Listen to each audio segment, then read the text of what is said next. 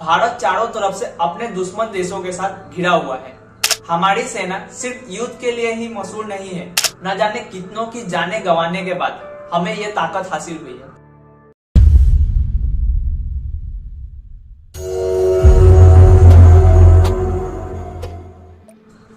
किसी भी देश की सुरक्षा का आधार होता है उस देश की सेना।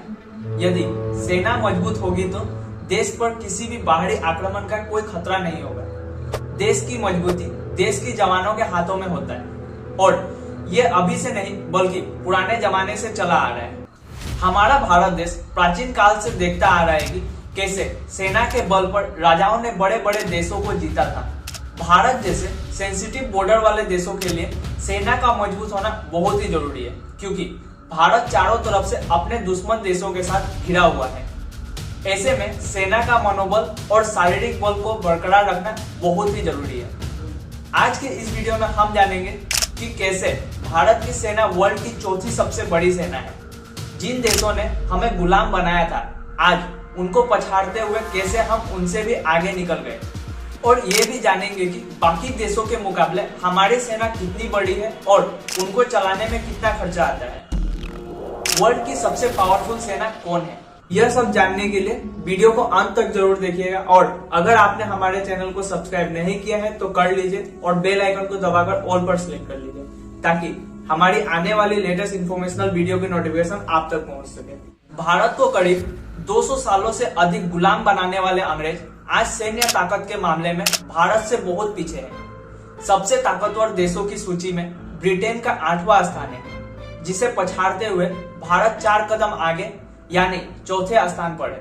भारतीय सेना का ओरिजिन ईस्ट इंडिया कंपनी के सेनाओं से हुआ था, जो बाद में ब्रिटिश इंडियन आर्मी बनी थी, और फिर 1947 में आजादी मिलने के बाद ब्रिटिश इंडियन आर्मी को नए बने राष्ट्र भारत और पाकिस्तान के सेवा करने के लिए 2 भागों में बांट दिया गया। ज्यादातर सेना भारत के पास रखा गया, क्योंकि देश के क्षेत्रफल के आधार पर सेना का विभाजन किया गया था, जिसमें भारत का क्षेत्रफल बहुत ही ज्यादा था।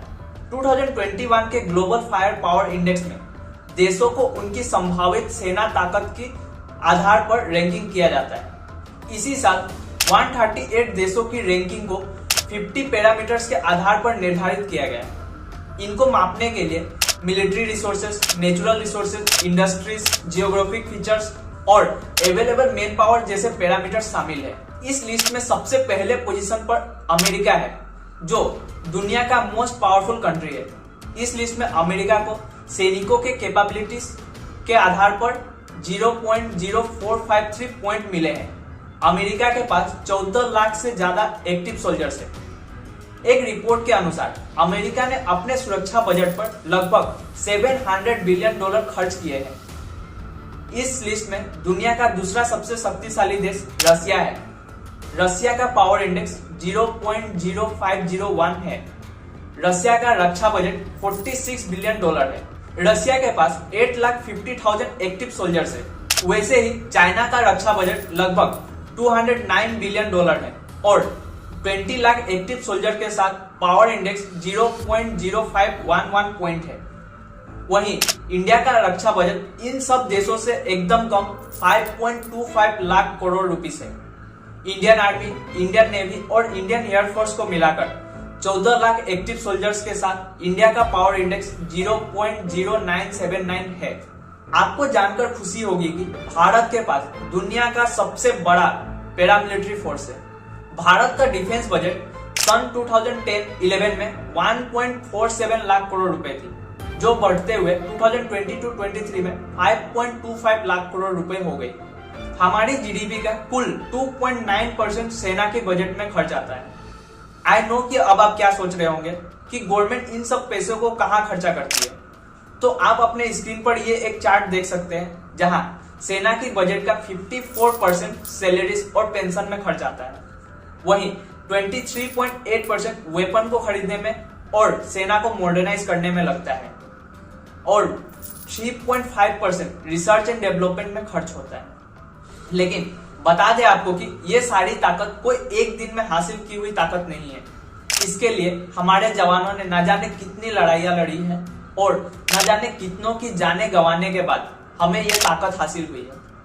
आजादी के बाद से अब तक इंडिया ने 5 सबसे बड़े लड़ाइयां लड़ी है, जिसमें से 4 पाकिस्तान के साथ और 1 चाइना के साथ लड़ी है।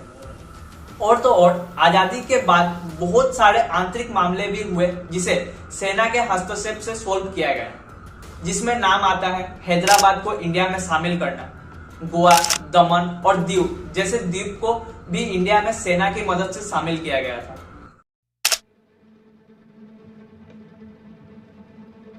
आजादी के चंद महीने बाद ही कश्मीर को लेकर भारत और पाकिस्तान के बीच पहला युद्ध 1947 में शुरू हुआ। पाकिस्तानी सेना कश्मीर के काबिलों के भेष में आकर 20 अक्टूबर को कश्मीर में हमला कर दिए। 24 अक्टूबर तक हमलावर श्रीनगर के पास तक पहुंच गए।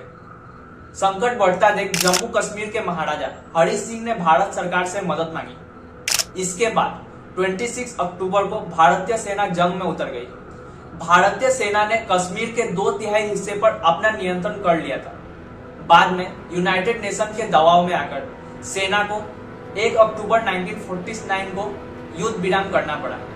उस समय ही कश्मीर का जो हिस्सा पाकिस्तान के पास रह गया वही अभी पीओके के नाम से जाना जाता है।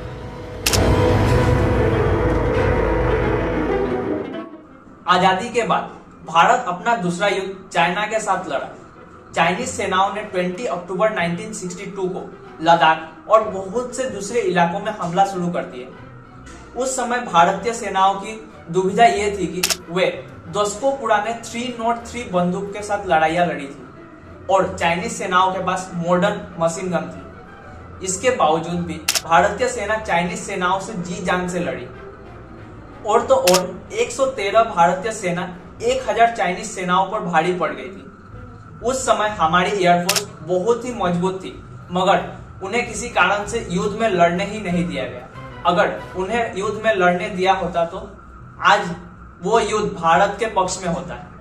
अंत में 21 नवंबर 1962 को चाइना की ओर से युद्ध विराम हो गया।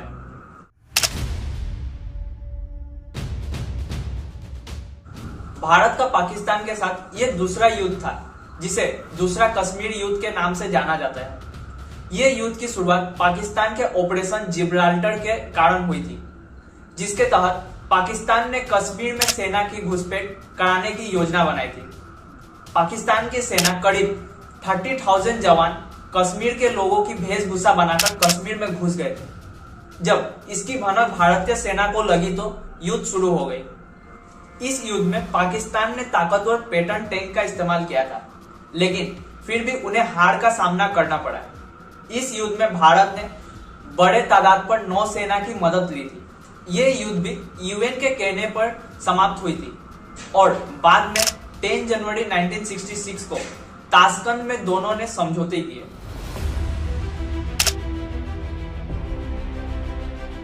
(1971) में पाकिस्तान के खिलाफ लड़ा गया तीसरा सबसे बड़ा युद्ध था, जिसमें भारत को जीत मिली थी। इस हार में पाकिस्तान 2 हिस्से में बंट गया। इस युद्ध को 3 सेना, आर्मी, नेवी और एयरफोर्स ने मिलकर जीता था।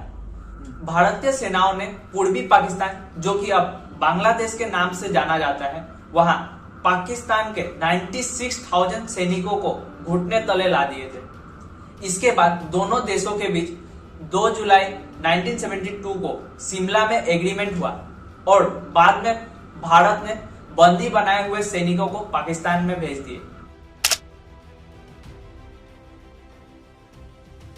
वर्ष 1999 में कारगिल वॉर 3 मई से 26 जुलाई तक चला। श्रीनगर से 215 किलोमीटर दूर कारगिल की पर्वतीय चोटी पर पाकिस्तान ने गुपचुप तरीके से कब्जा कर लिया था। हालांकि उस समय पाकिस्तान के सरकार ने यह दावा किया था कि लड़ने वाले सभी कश्मीरी आतंकी है। इसके बाद भारतीय सेना ने पाकिस्तान सैनिकों को और आतंकियों को वहां से खदेड़ दिया। इस युद्ध में भारत के 597 सैनिक शहीद हुए।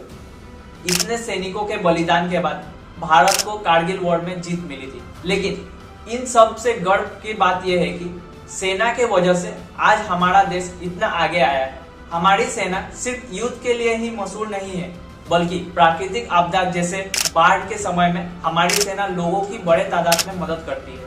बीआरओ, डीआरडीओ जैसे बड़े बड़े प्रोजेक्ट्स भी सेना चला रही है।